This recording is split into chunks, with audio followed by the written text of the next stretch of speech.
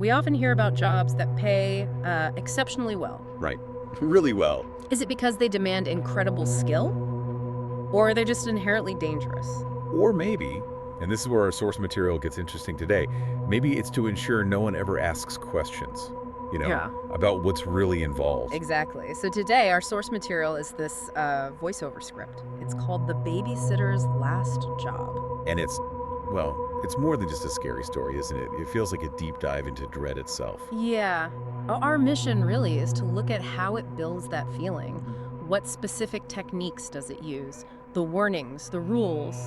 The psychology behind it, and what it might tell us about how we react to things we don't understand, Yeah. or things we're told not to look at. And it sets the scene so effectively right from the start.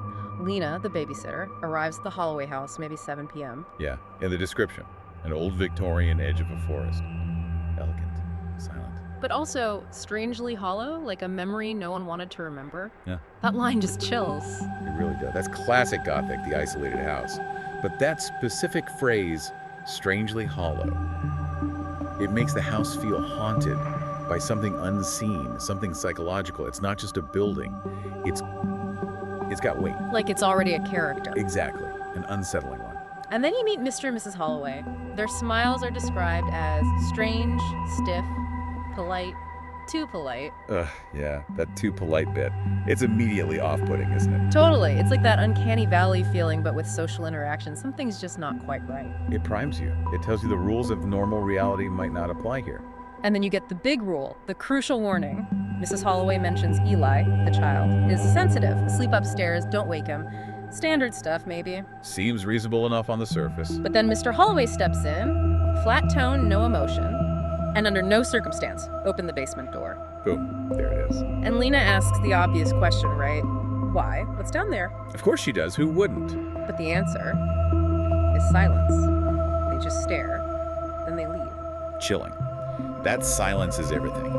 It's the forbidden knowledge trope cranked up to 11. By not telling her, they make it infinitely more terrifying. Your own mind fills that void. And you instantly know this job isn't just about watching a kid, it's about following that rule, about that door. An unspoken contract, almost. So the Holloways leave, and Lena's immediately isolated. The script makes a point of this.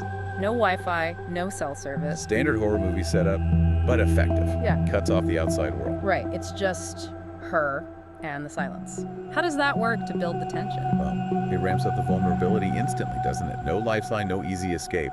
It forces the confrontation, whatever it is, to be solely between Lena and, well, the house. And whatever's in it. There's no calling for help. Makes sense. And the silence doesn't last. Around 10 p.m., things start to happen. She checks Eli's room. And it's empty.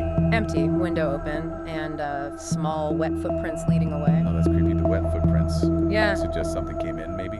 Or just adds to the strangeness? But it's not just what she sees, it's what she hears next. Right, the sounds. A distant child's giggle. Yeah, and a music box, faintly playing somewhere else in the house. Okay, so the story is using seemingly innocent sounds as bait. That's clever. It's manipulative. Totally. It's drawing her towards something, using sounds associated with childhood. Leading her right where she was explicitly told not to go. Towards the basement door. It's like a siren song. Hard to resist finding the source. And the door itself, when she gets there, it's described as wet to the touch, condensation on the wood. Ew. Like it's breathing or something. It gives the door itself this clammy, living quality. Very unsettling. Her hand is hovering near it, and then she hears it from the other side. Tap. Tap, tap. The classic slow tap. Always effective, rhythmic, deliberate. It knows you're there. And then a whisper. He's down here. He wants to play. Okay, shivers. But then the script adds that crucial detail. Right. That wasn't Eli's voice. So every alarm bell should be ringing, right? Everything says, do not open this door. Everything. But she does it anyway. She opens the door. Why? Why do we do that? Go towards the thing we're warned against. It's partly that curiosity, isn't it? The need to know, to resolve the mystery. The story plays on that fundamental human drive. The ambiguity is almost unbearable. We want answers, even if the answers are terrifying. The pull of the unknown. Exactly. The allure of the forbidden. It's a powerful narrative engine. She has to look. So she opens it and starts down. Blackness. Her flashlight beam is flickering. Classic. Sets the visual stage. Limited sight increases fear. And then the smells hit her. Mold, rust, and blood. Oof. Okay, that's primal. Those aren't just musty basement smells, that's decay and violence. Yeah, It engages a different sense, makes the horror feel more real, more visceral. absolutely. And she hears something. Scuttling movement in darkness. You don't see it, just hear it. Which is often worse, right? The unseen horror, your imagination runs wild. And then the light lands on shelves, lining the walls, filled with jars of teeth. Wow. Okay. That's deeply disturbing. Not just scary, but violating. Teeth are so personal. What does that specific image tell us about what might be down there? It suggests something methodical, predatory. It's not just killing, it's collecting trophies, parts of its victims. It shifts the horror towards something ritualistic, maybe, definitely inhuman. It's body horror mixed with psychological dread, a really potent combination. And then she sees him, or what looks like Eli, sitting in a corner, head down, back to her. And he speaks. Yeah, this hollow voice. You shouldn't have come. Just gut-wrenching. Already terrifying, but then the twist. She reaches out, touches his shoulder, ice-cold skin, and then from the darkness nearby, another voice. A whimpering child's voice Whoa. saying, "That's not me. That's what wears my face." Oh man, the doppelganger reveal. That's pure nightmare fuel. The familiar term monster. It's not just a monster, it's wearing the face of innocence, corrupting it. And the real Eli is there too, witnessing it. That makes the creature seem parasitic, a violator. The psychological impact is huge. And then the first thing, the pale boy turns around. Yeah. And the description, eyes white, smile torn wider than it should go. Just pure visual horror. Yeah. The uncanny push to the absolute limit. And it speaks again, but the voice is inhuman. And it says just one thing, you looked. Wow. Directly linking her action. Opening the door, looking to this confrontation. It's like a judgment. Exactly. Then it screeches, scrambles up the wall like an insect or something, and Lena bolts, slams the door. Understandably, that Yeah. image of it scrambling up the wall Yeah. violates physics, makes it even more alien.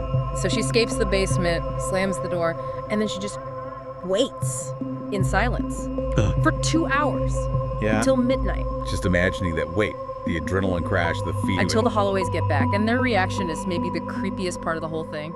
So, Mrs. Holloway just asks, gently, almost calmly, "Did you open the basement door?" wow. No panic, no, are you okay? Just that question. Right. Lena's obviously freaked out, angry. What is that thing? Why is it down there? She needs answers. But she doesn't get them, does she? No. Mr. Holloway just hands her the money and says, completely calmly, "We don't have a choice. It came with the house." It came with the house. That implies permanence, like it's a fixture, Yeah. an unavoidable part of their lives. And then Mrs. Holloway adds, just as calmly, "And it gets lonely." Okay, that line, it gets lonely.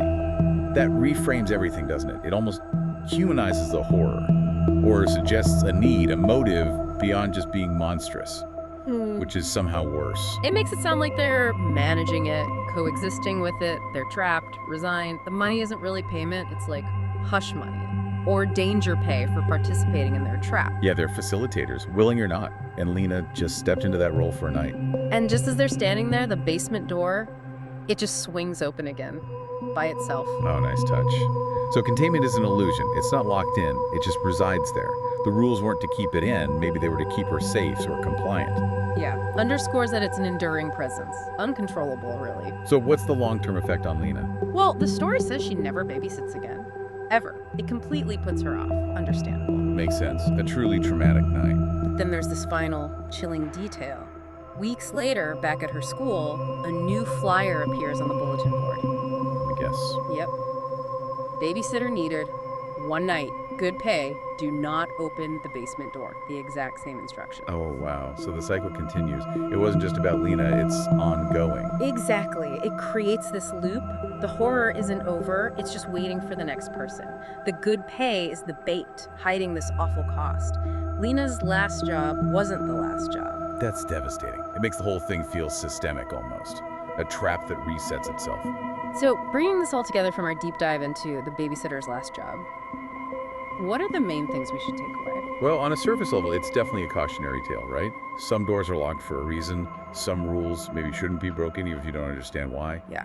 Curiosity killed the cat, or traumatized the babysitter. Yeah, definitely that. But deeper down, it's really a study in how horror works. It's not just jump scares, it's the atmosphere, the sensory details, the smells, the wet door, the psychological manipulation, using innocence against us. The isolation, the doppelganger. Exactly. All these classic elements woven together expertly to build that specific feeling of dread, and the idea of forbidden knowledge being irresistible. And it hammers home that idea we started with. Some jobs have a price that's way beyond the paycheck. This one literally became her last job. It marked her. It did. And it leaves us thinking, doesn't it? About those unspoken agreements. What does it really mean for something evil to come with the house? Or for it to get lonely.